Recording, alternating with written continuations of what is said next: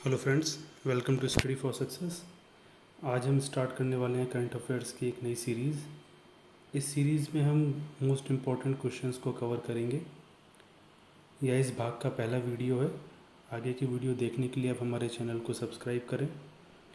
कुछ important questions हैं जिन्हें आप नोट डाउन करेंगे अपने नोटबुक में फर्दर आपके रिवीजन के लिए। चलिए शुरुआत करते हैं पहले प्रश्न से। निम्नलिखित कथनों पर विचार कीजिए। सप्लाई चेन रेजिलियंस इनिशिएटिव में भारत, जापान, ऑस्ट्रेलिया के अलावा आसियान देश भी शामिल हैं। यहाँ पर दो कथन दिए गए हैं, उन दोनों कथनों के बारे में बताना है कि कौन सा कथन सही है। अधिकतर ये question UPSC, UPPCS, W ERO, RO, UP RO एवं अन्य राज्य के संबंधित राजकीय सेवाओं में पूछे गए प्रश्नों में शामिल होंगे। तो करंट अफेयर्स के बहुत ही महत्वपूर्ण क्वेश्चंस हैं। इनको आप वीडियो को पॉज करके नोट डाउन भी करिएगा। चलिए शुरुआत करते हैं पहले कथन से। सप्लाई चेन रेजिलियंस इनिशिएटिव में भारत, जापान, ऑस्ट्रेलिया के अलावा आसियान देश भी शामिल है। यह पहला कथन हो गया है। दूसरा कथन क्या है कि इस पहल के तहत भागीदार देशों के बीच मौजूद आपूर्ति श्रृंखला एंड नेटवर्क को मजबूत करने पर ध्यान केंद्रित किया जाएगा। तो इसकी व्याख्या पर हम सीधे चलते हैं। ठीक है, जैसे कि आपने पहले देख चुके होंगे आप कि भारत, जापान, ऑस्ट्रेलिया ने चीन की आक्रामक राजनीतिक और सैन्य व्यवहार के मद्देनज़र चीन पर अपनी निर्भरता को कम करने की एक त्रिपक्षीय supply chain resilience initiative SCRI directly पूछ लिया जाता है। SCRI के 4 ऑप्शंस देके, तो ये आप नोट डाउन करिएगा कि supply chain resilience initiative SCRI शुरू करने के प्रस्ताव पर विचार कर रहे हैं। भारत, जापान, ऑस्ट्रेलिया के बाद भविष्य में आसियान देशों को भी इस पहल में शामिल करने के लिए प्रेरित किया जाएगा।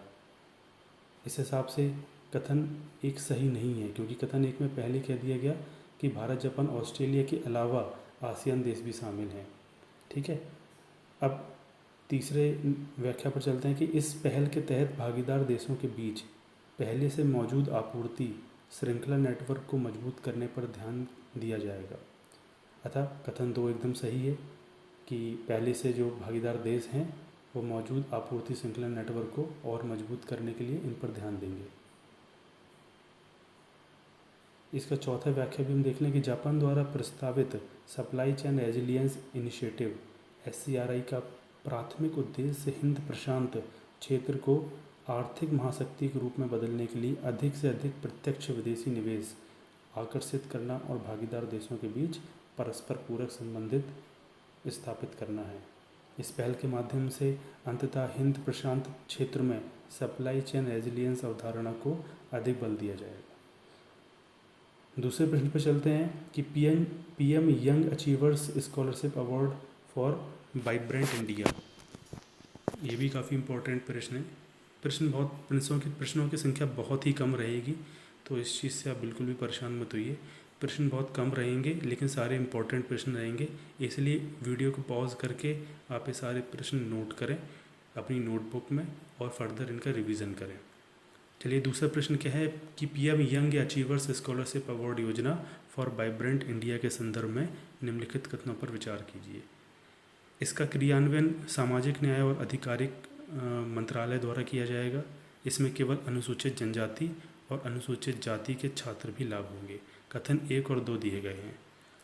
कथन पहला में साफ दिया गया है कि क्रियान्वयन सामाजिक न्याय और आधिकारिक मंत्रालय द्वारा किया जाएगा। दूसरा में कि अनुसूचित जाति और अनुसूचित जनजाति के छात्र इसका लाभ उठाएंगे। व्याख्या पढ़ लेते हैं एक बार कि केंद्र सरकार PM young achievers scholarship award योजना फॉर वाइब्रेंट इंडिया, PM यशस्वी, इसको आप PM यशस्वी के नाम से भी याद करिएगा, क्योंकि डायरेक्टली पूछ लिया जाता है कि PM यशस्वी योजना निम्न में से निम्नांकित करिए। तो आप इसको हिंदी और इंग्लिश में दोनों में नोट डाउन करिए और इसमें याद भी करिए कि PM young achievers scholarship award scheme for vibrant India, यानी कि PM यशस्वी, इसका जो सिंक्रोनिम बनता है वो PM यशस्वी बनता है। ठीक है, चलो आगे चलते हैं। इसमें देखते हैं व्याख्या क्या है कि PM यशस्वी नामक एक एकल राष्ट्रीय छात्रवृत्ति योजना स्थापित करने पर विचार कर रही है, जिसमें सभी मौजूदा छात्रवृत्ति योजनाओं को शामिल कर दिया जाएगा। जितनी भी छात्रवृत्ति योजनाएं अभी चल रही हैं वो सारी मौजूदा छात्रवृत्ति योजनाएं इसी पीएम यशस्वी योजना के अंतर्गत शामिल हो जाएंगी। इस योजना के क्रियान्वयन सामाजिक न्याय और आधिकारिक मंत्रालय, ministry of social justice and empowerment द्वारा एक योग्यता परीक्षा आयोजित करा के किया जाएगा। यानी कि परीक्षा के अनुसार ही लोग इससे लाभान्वित होंगे। ठीक है, अतः कथन एक एकदम सही है कि परीक्षा के अनुरूप करा जाएगा तथा सामाजिक न्याय और आधिकारिक मंत्रालय द्वारा इस परीक्षा को आयोजित किया जाएगा। अन्य पिछड़ा वर्ग, other backward caste, OBC, SC, denotified, धूमंतु और अर्ध धूमंतु जनजाति, nomadic and semi nomadic tribe, ठीक है, तथा आर्थिक रूप से पिछड़ी जाति, इकोनॉमिकल बैकवर्ड क्लास, ठीक है, इकोनॉमिकल बैकवर्ड कास्ट एंड श्रेणियों के छात्र राष्ट्रीय छात्रवृत्ति का लाभ उठा सकेंगे। अतः कथन 2 सही नहीं है। यानी कथन 2 में क्या था, अनुसूचित जाति और अनुसूचित जनजाति ही इसका लाभ उठाएंगे। और इसमें अन्य पिछड़ा वर्ग, धूमंतु और अर्ध धूमंतु, आर्थिक रूप से पिछड़ी जाति, other backward class, denotified, nomadic, semi nomadic tribes, economically backward caste, इन सभी लोग इसके लाभ उठाएंगे। ओके, तो कथन 2 सही नहीं है, कथन 1 ही सही है। तीसरे प्रश्न पर चलते हैं कि आसियान भारत व्यापार परिषद के संदर्भ में निम्नलिखित कथनों पर विचार करिए। आसियान भारत व्यापार परिषद के संदर्भ में निम्नलिखित कथनों पर विचार कीजिए। पहला कथन है, आसियान भारत व्यापार परिषद की स्थापना 2009 में हुई। 2009 में इसकी स्थापना हुई। AIBC का सचिवालय मलेशिया में स्थित है। आसियान भारत परिषद की बैठकों का आयोजन वर्ष में 2 बार किया जाता है। बैठक का वर्ष में 2 बार किया जाना, सचिवालय मलेशिया में स्थित होना और इसकी स्थापना 2009 में की गई। इन 3 कथनों पर विचार करना है। इनके उत्तर अलग अलग तरीके से दिए गए होंगे। आप एलिमिनेशन के प्रक्रिया के दौरान इन उत्तरों को अलग अलग कर सकते हैं, लेकिन तथ्यों को अगर आपको पता नहीं होगा तो आप 2 क्वेश्चन में कंफ्यूज हो जाएंगे। चलिए व्याख्या पढ़ते हैं कि आसियान भारत परिषद, आसियान भारत व्यापार परिषद, Indian business council of ASEAN, Indian business council और AIBC, इनके एक्रोनिम्स सैनोनिम्स आप याद कर लीजिएगा, क्योंकि ये डायरेक्टली पूछ ले जाते हैं कि आसियान AIBC का फुल फॉर्म क्या है। ठीक है, हालांकि ये राज्य स्तरीय प्रशासनिक सेवाओं में नहीं पूछे जाएंगे, लेकिन LDC या फिर जो अन्य परीक्षाएं चल रही हैं, जो वनडे एग्ज़ाम्स हैं, उनमें डायरेक्टली पूछ ले जाते हैं। इवन बैंक के एग्ज़ाम्स में करंट में भी डायरेक्टली पूछा जाता है कि AIBC का फुल फॉर्म क्या है। तो आसियान इंडियन बिजनेस काउंसिल की स्थापना मार्च 2003 में की गई। पहला कथन बिल्कुल गलत है। ठीक है, जो 2009 में बता रहा था, मार्च 2003 में कुआलालंपुर मलेशिया में की गई। कथन 1 सही नहीं है, यानी कि AIBC के सचिवालय की स्थापना वर्ष 2015 में मलेशिया में की गई थी, यानी कि कथन दूसरा सही है। आसियान भारत आर्थिक मंत्रियों की वार्षिक बैठक के दौरान आसियान भारत व्यापार परिषद की बैठक का भी आयोजन किया जाता है। अतः कथन 3 भी सही नहीं है। जो 2 बार बैठक के बारे में कथन स्पष्ट कर रहा था, वो भी कथन सही नहीं है। आसियान भारत आर्थिक मंत्रियों की वार्षिक बैठक के दौरान आसियान भारत व्यापार परिषद की बैठक का भी आयोजन किया जाता है, यानी कि वर्ष में 1 बार ही इसकी बैठक होती है। ठीक है, कुआलालंपुर मलेशिया में 2003 में इसकी स्थापना हुई तथा AIBC के सचिवालय भारतवर्ष 2015 में मलेशिया में की गई। ठीक, क्वेश्चन चौथे पर चलते हैं। दिव्यांगजन अधिकार अधिनियम, दिव्यांगजन अधिकार अधिनियम 2016 के संबंध में निम्नलिखित कथनों पर विचार कीजिए। इस अधिनियम के तहत दिव्यांगत के मजदूर प्रकरणों को 7 से बढ़कर 15 कर दिया गया। जो दिव्यांगता का है उसके मौजूदा प्रकारों को 7 से 15 कर दिया गया है। तथा दूसरा कथन इसमें क्या दिया गया है कि इसके तहत बेंचमार्क विकलांगता से अभिप्राय उन लोगों से है जो कम से कम 40% विकलांगता से प्रभावित हैं। पहले कथन को अच्छी तरह समझें, उसके बाद हम इसके व्याख्या पर चलेंगे कि अधिनियम के तहत दिव्यांगता जो है उसके मौजूदा प्रकार की एक श्रेणी होती है, उस श्रेणी को 7 से बढ़ाकर 15 कर दिया गया। अब विकलांगता से अभिप्राय उन लोगों से होगा जिनकी विकलांगता कम से कम 40% से प्रभावित है, कम से कम 40% वो विकलांग हैं, तभी उन्हें विकलांगता की परिभाषा से अभिप्राय किया जाएगा। ठीक है, व्याख्या पर चलते हैं।